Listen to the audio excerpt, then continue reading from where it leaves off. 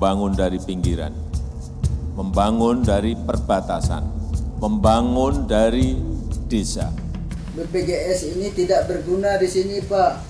Bukan Jawa sentris, tetapi Indonesia sentris.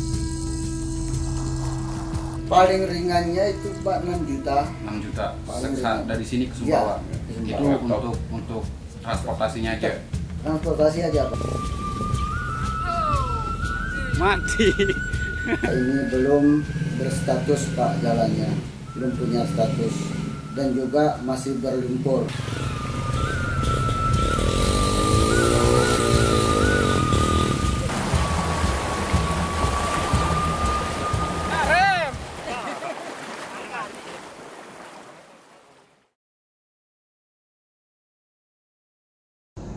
Tanggal 25 Januari 2024, saya dan kawan sesama antara bersiap berangkat menuju Pulau Sumbawa dalam rangka tugas liputan daerah-daerah terisolir di Pulau Sumbawa.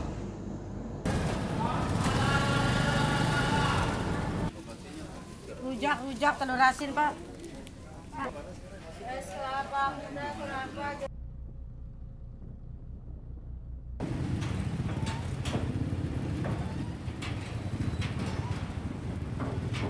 Utamanya itu terkait jalur distribusi logistik pemilu 2024. Nah, di sana rata-rata yang terpencil, terjauh, tersulit, tersusah dijangkau itu untuk distribusi logistik itu ada 4 desa. Pertama ada Bau Desa, ada Batu Rotok, ada Tangkang Kulit, dan juga termasuk Tepal. Dan kebetulan sekali waktu kami ketemu dengan Pak Ali itu, Pak Ali sedang mengisi materi pelatihan seluruh KPPS se-Kabupaten Sumbawa. Terima kasih atas semuanya ya. Lebih kurangnya nanti akan dilanjutkan oleh pemateri yang lain. Ini pun diajak perkenalan, mewawancarai beberapa anggota KPS memang yang tinggal di desa-desa terisolir di Kabupaten Sumbawa. Salah satunya kami mewawancarai Pak Supramanto namanya. Bau Desa itu, Pak, kita itu salah satu desa yang terisolir dia. Desa itu lain jalur dengan jalur utama. Utamanya kami ini membuat janji dengan Pak Anto untuk turun bersama-sama pada hari Sabtu.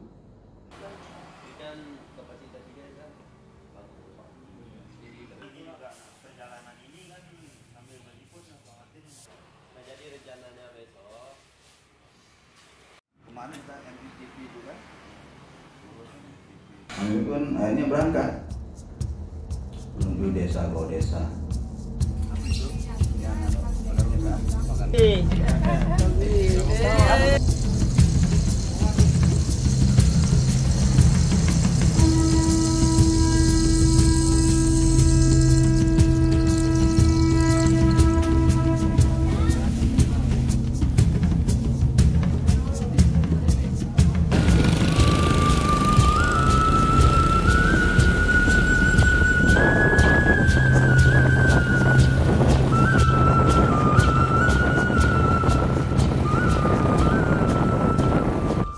Disuguhi pemandangan yang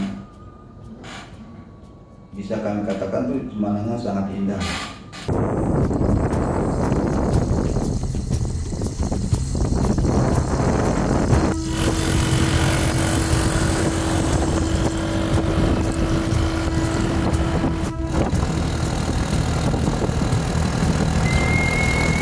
Sampai kami di Desa Tepal. Nah, karena motor kami nggak mendukung untuk di kondisi medan yang sulit, kami pun harus turun menitipkan motor kami di warga setempat di Desa Tepal.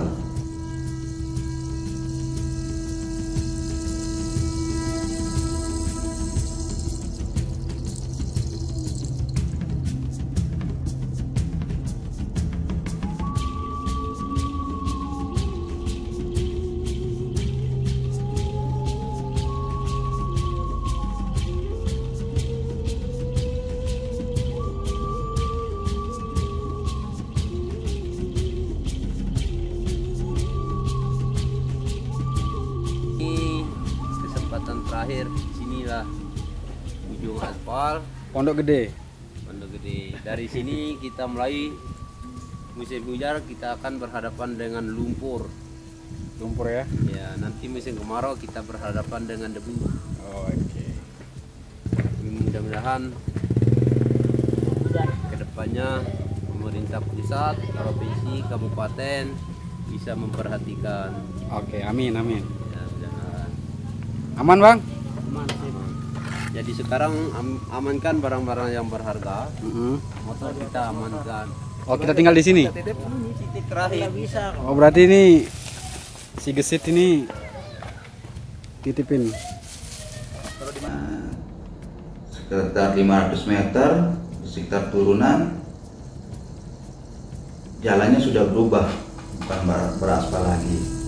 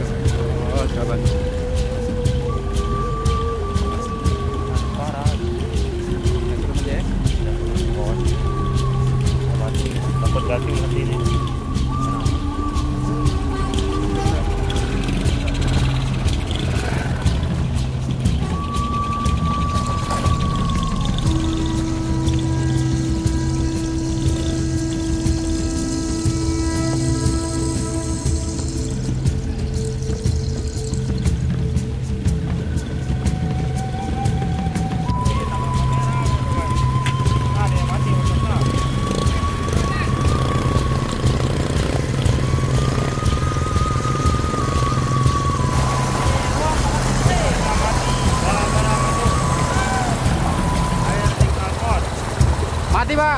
Ya, masih.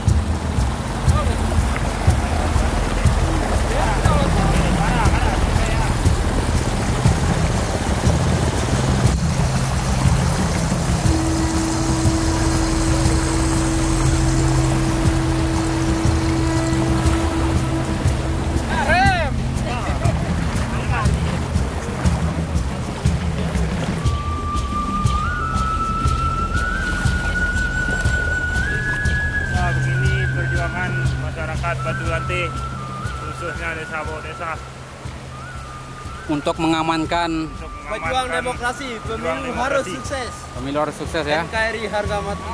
Mantap.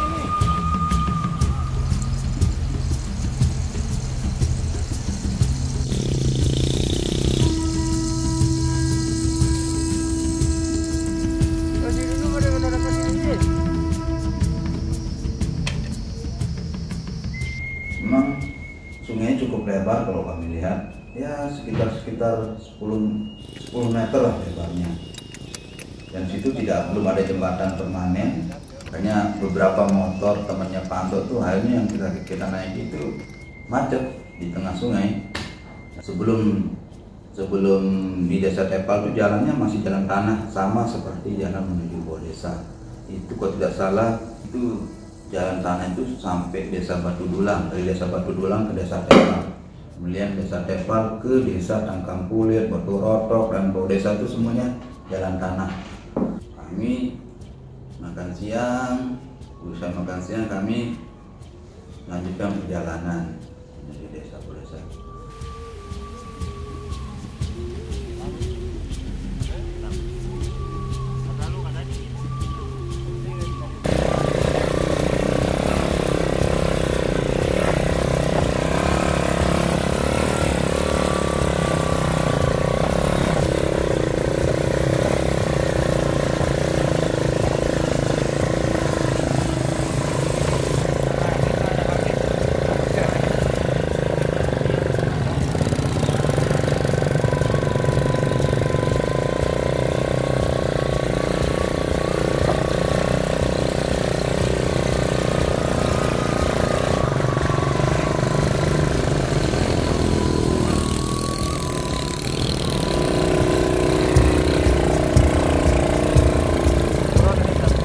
Turun ya. Kita turun di sini jatuh. Turun aja ya.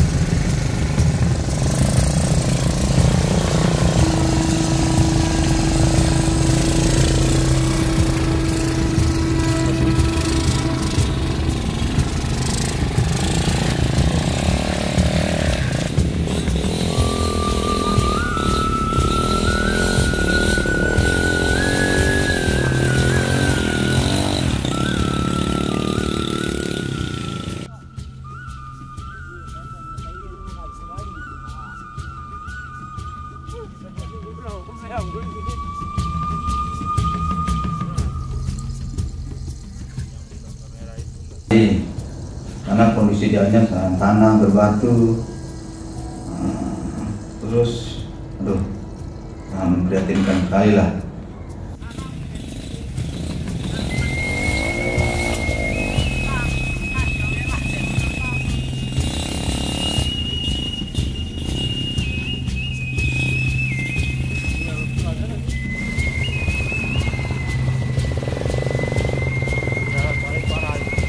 Jalan paling parah ini.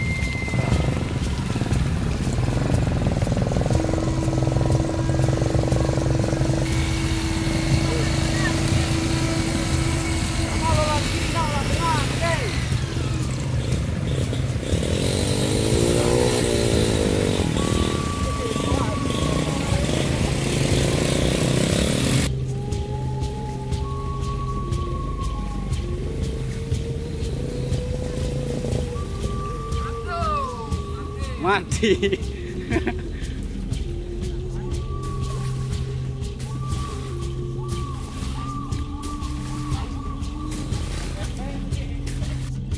No, mati.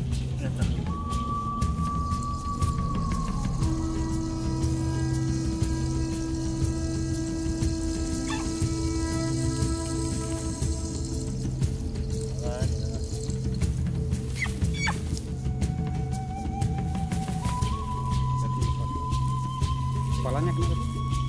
Kirain kena kepalanya, kalau kena kepalanya.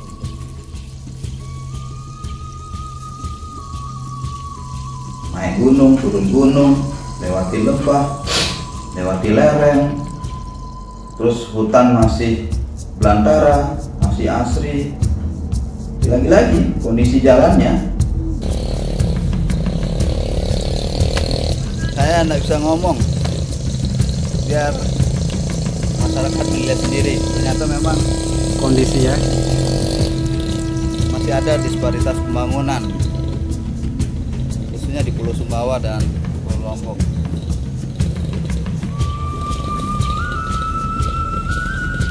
Lagi-lagi jalannya ini sangat memprihatinkan kalau lihat kondisinya.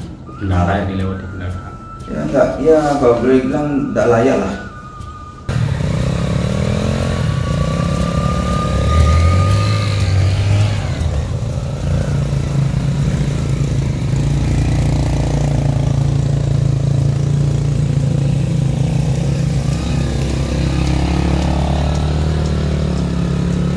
Kami ditunjukkan posisi letak desa Bodesa Pantok. Kita lihat dari semak-semak di dalam itu, kita lihat, waduh, masih 2-3 bukit lagi ternyata.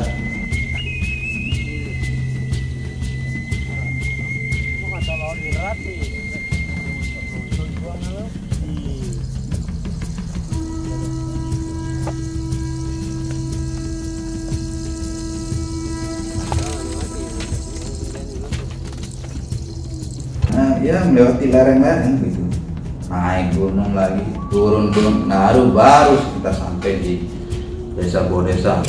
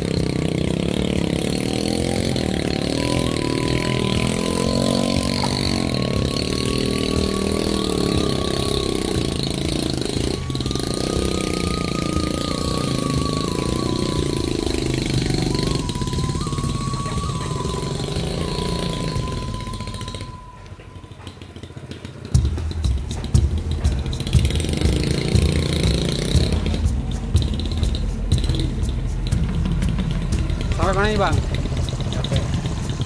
Sampai mana ini? Ini sudah bawa desa ini. Ini sudah masuk bawah desa? Sudah. Alhamdulillah. Sampai ya?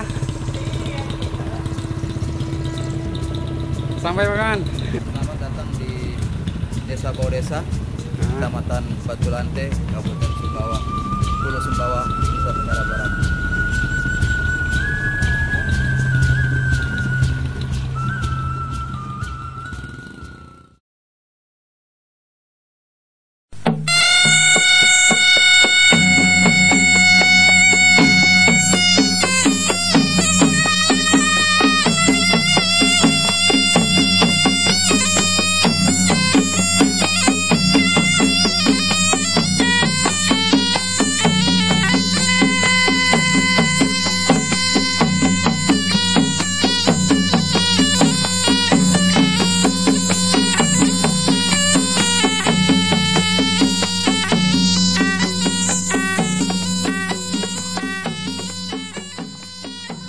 Kami start dari kota Sumbawa Besar itu jam 9 pagi loh.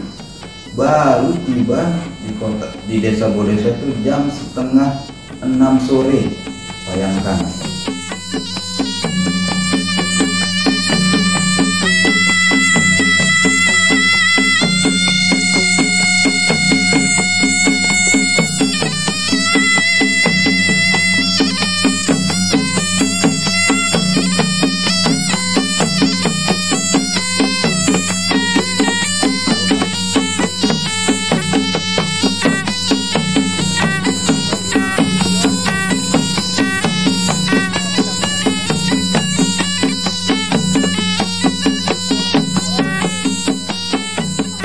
Begitu sampai di Desa Bodesa, kami disambut dengan ramah oleh penduduk setempat, gitu ya. Penduduk setempat kami disambut dengan hangat, dengan tangan terbuka. Di situ diajak menginap di Minyak Pantok.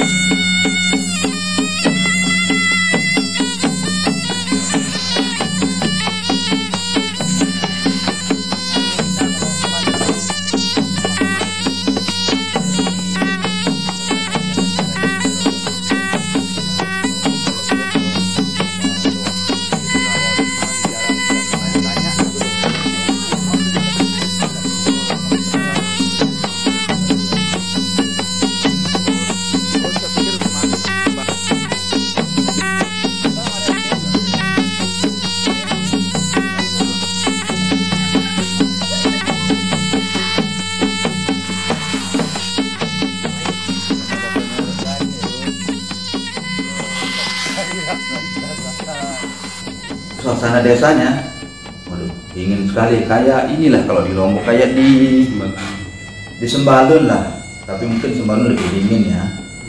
Mungkin kalau saya perkirakan tingginya sekitar 1000-an meter di atas permukaan laut, air laut desa Bodesa ini. Dan posisinya paling tinggi di antara dua desa yang lain, Kampule dan Purworotok.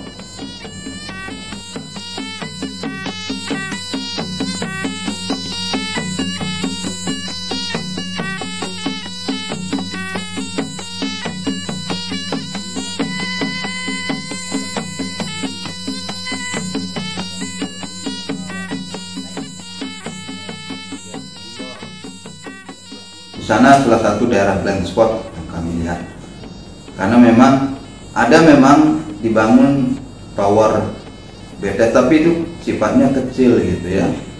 Itu pun dibangun pada saat bakti dari Kementerian Komunikasi dan Informatika melalui bakti. Itu pun kan kondisinya sudah mati. Kata Pak Anto dan warga sekitar itu matinya itu karena disambar petir waktu itu, dan sampai sekarang kondisinya dibiarkan terbengkalai begitu saja.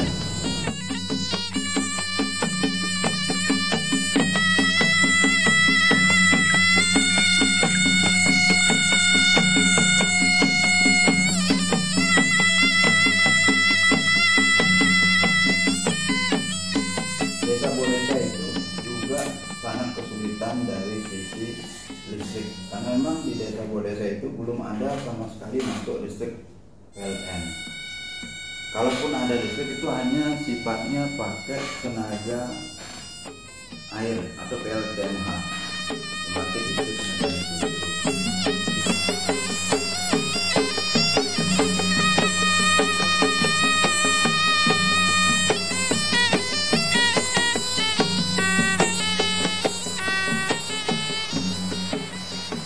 Itu pun tidak semua warga sana menikmati PLTMH, karena bangun satu PLTMH sampai jadi membutuhkan biaya 50 juta dengan sistem kelompok, masing-masing kelompok satu PLTMH itu 10 orang. Itu mereka berpatungan ngumpulin uang setelah swadaya untuk bisa membangun PLTMH.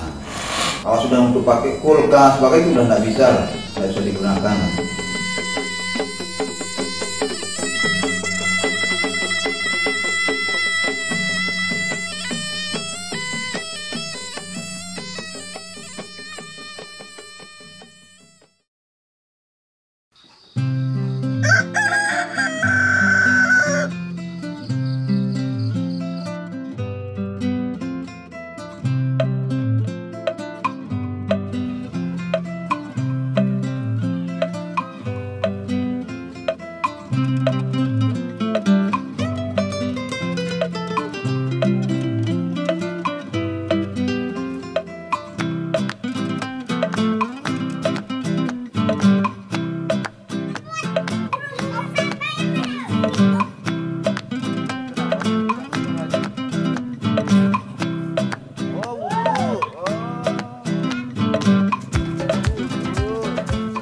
Kalau mau sekolah, melanjut sekolah ke SMA, ke Kota Sumbawa itu dulu mereka sampai jalan kaki 1 hari penuh jalan kaki, baru bisa sampai ke Kota Sumbawa.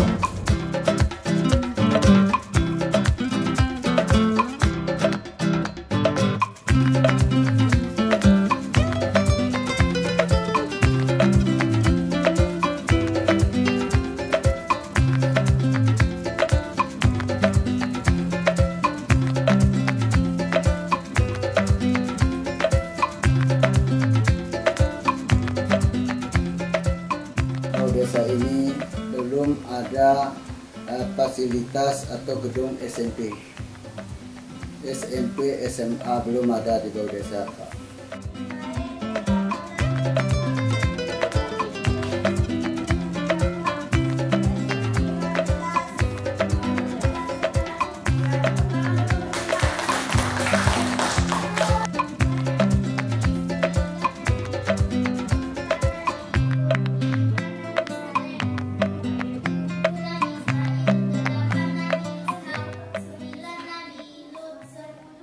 Mana untuk infrastruktur kesehatannya ya sama, di sana itu ada bidan, ada mantri pun ada, tetapi tempatnya masih berupa pustu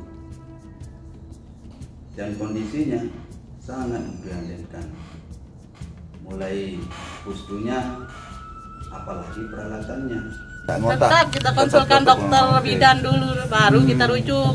Karena apapun keadaan pasien, kalau yang tidak bisa itu tetap kita konsul dulu sebelum kita merujuk itu. Karena orang dari puskesmas siap melayani atau ngambil di tengah jalan kayak gitu, Pak. Pakai ambulan kan bisa sampai dulu itu sampai Punik. Sampai Punik. Iya.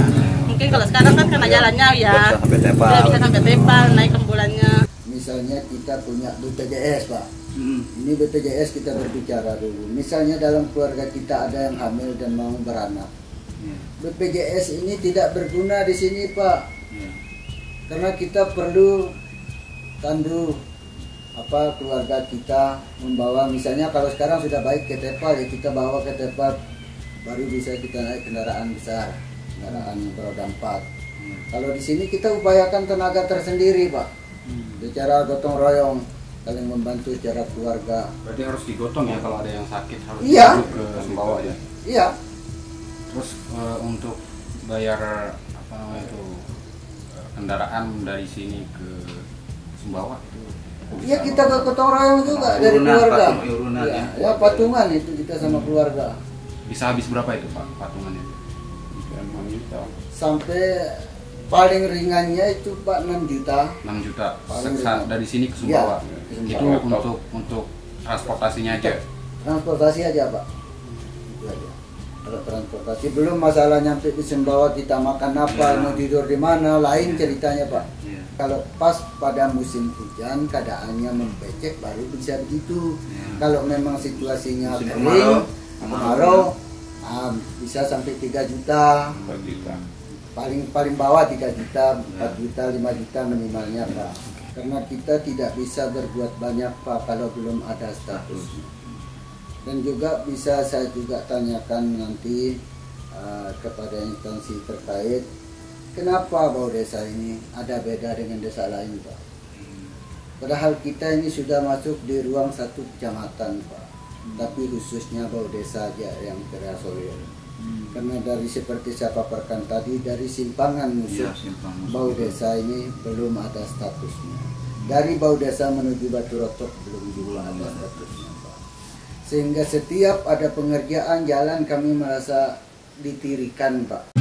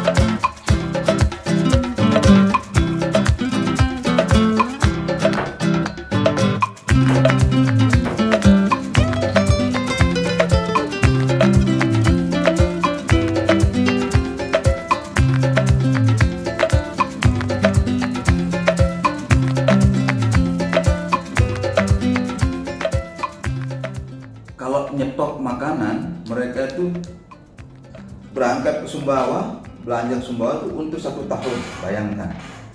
Nah, itu tadi karena kondisi medan yang sulit itu yang dilalui. Dan kondisi ini sudah terjadi itu 20 tahun yang lalu.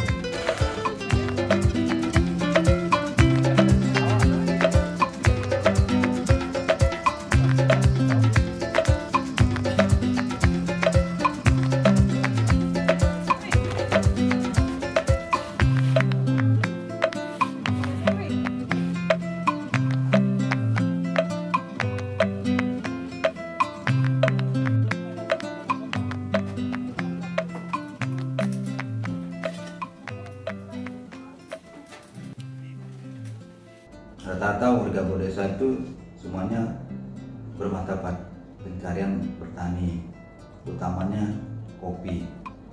Kalaupun yang lain itu ya hanya untuk konsumsi sendiri. Mereka juga tanam sayuran, tapi tidak bisa dijual karena tidak ada yang beli. Pertama, lokasi aksesnya ke sana tidak bisa. Kalau hanya kopi, yang mereka bisa jual gitu.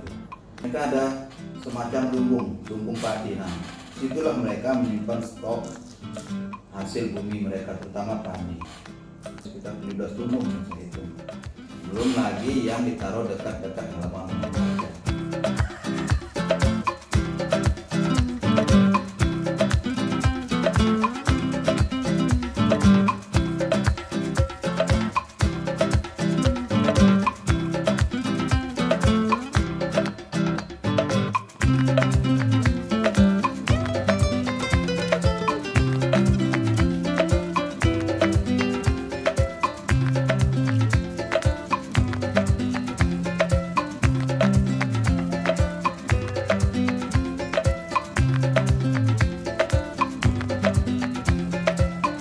Padinya Pak ya.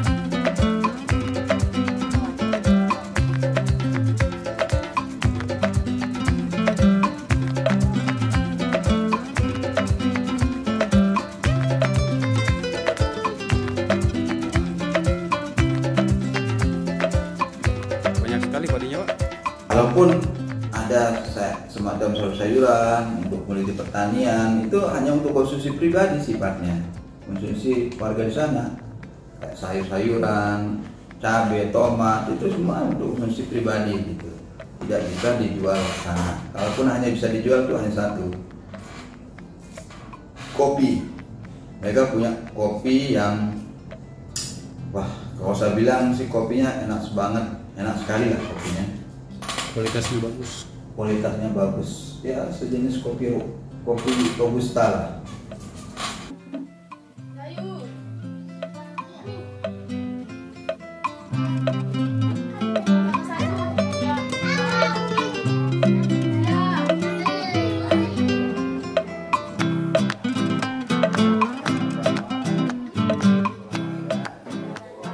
Berharap melalui ini masyarakat desa paling tidak bisa dipikirkan, terutama soal jalan oleh pemerintah. Ya memang tugas pemerintah untuk bagaimana pemerataan pembangunan antara kota dan desa itu bisa sejajar lah. Di tayangan ini pemerintah bisa tergerak hatinya, bisa membuka matanya, bisa membuka mata hatinya lebar-lebar untuk bagaimana, karena mereka berharap lah, biarlah kami yang tua ini yang merasakan, tetapi jangan sampai anak cucu mereka juga tidak ikut merasakan pembangunan tersebut. Nah, harapan mereka sederhana sekali sama pemerintah, bagaimana apa yang dirasakan oleh mereka tidak juga dirasakan oleh anak cucu mereka kelak. Saya Iman dari Antara News NTB mengabarkan. Dah.